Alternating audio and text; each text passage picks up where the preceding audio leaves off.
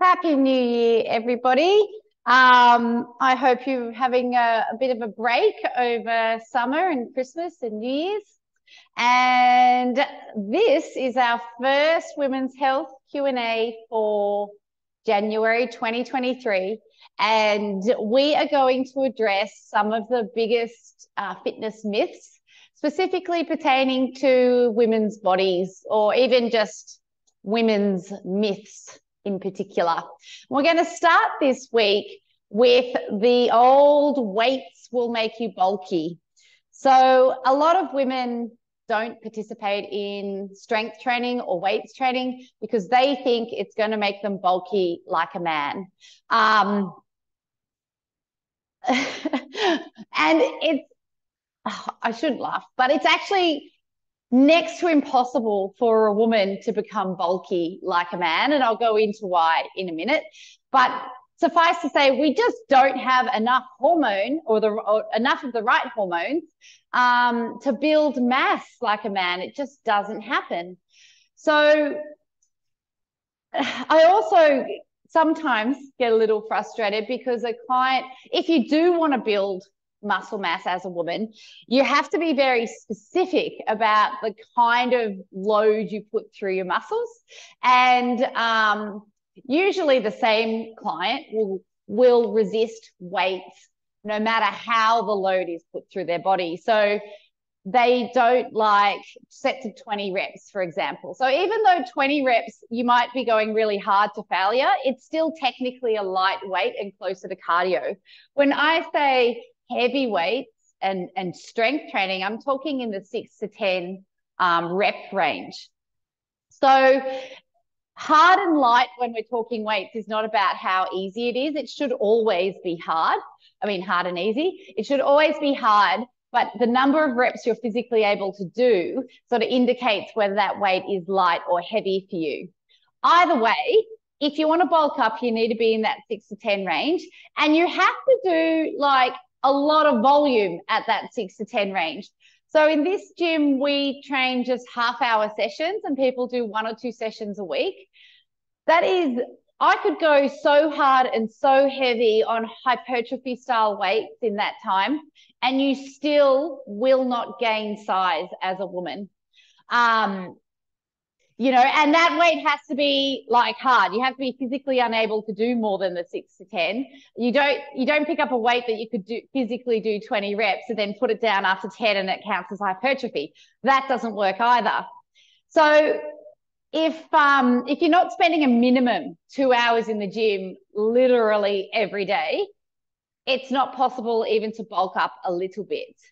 If you're comparing the kind of weight you think you're doing in the gym to the kind of body, say, a bodybuilder has, that's a totally different thing as well. So women who build muscle deliberately, they're not only doing high volume, high heavy weights, they're also following a very specific, very disciplined diet.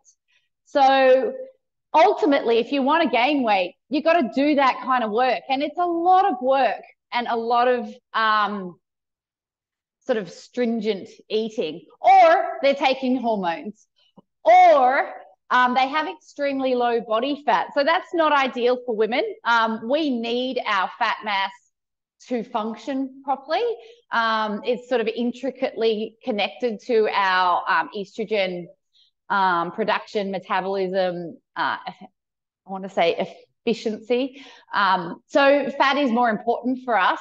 If you're really low body fat, you may look like you have big muscles, but truly what you have is not much fat. So the skin sinks into those grooves a little more closely. So ultimately, doing weights in the gym, unless under very specific parameters, will not make you bulky. So don't worry about it.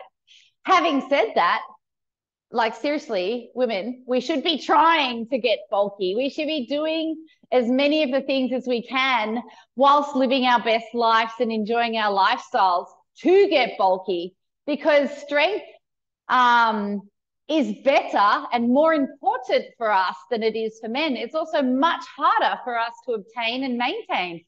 So if possible, eat the protein. Like, it's like we need it. And not just from red meat, okay? Have your red meat maybe once a week or once a fortnight, but get your protein from a variety of sources. So fishes, birds, goannas, I just made that up, pigs, tofu, legumes, all right? Like, get it from a variety of sources and do the weights. Lifting, in particular, heavy lifting, is amazing for women's bodies, can halve your risk of heart disease. It has a protective effect for your brain and your bones. It can improve confidence, mood, decrease depressive incidences.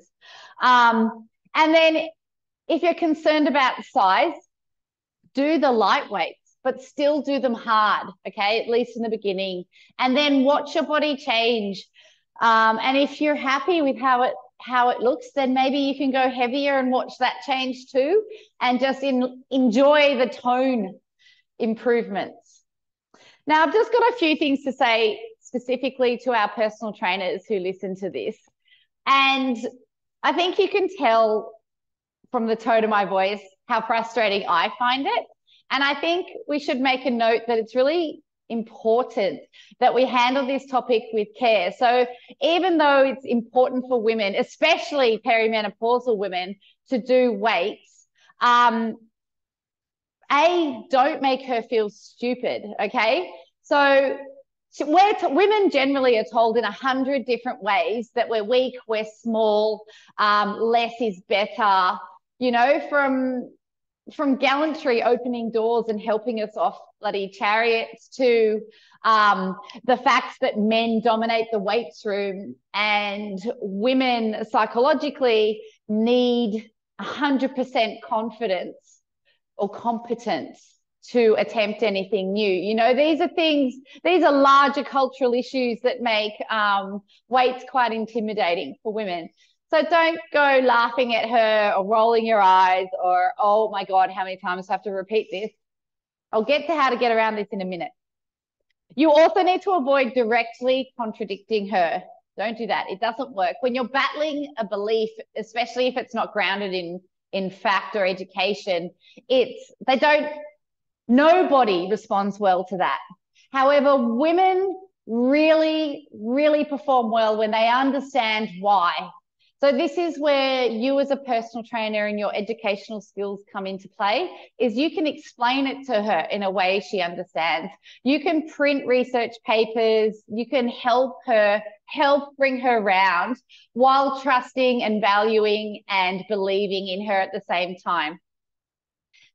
Now, if you haven't brought her around, don't continue prescribing weight against her wishes, because you will lose that client, A, and B, you'll lose the opportunity to do weights with that client too. She'll go to someone else, maybe less educated than you, and she'll just be running on a treadmill. So with that in mind, you can get really creative,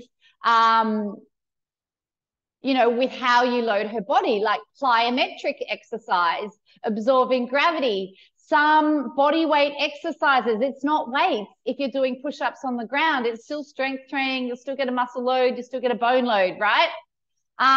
Using tools like power plate or performing just eccentric reps.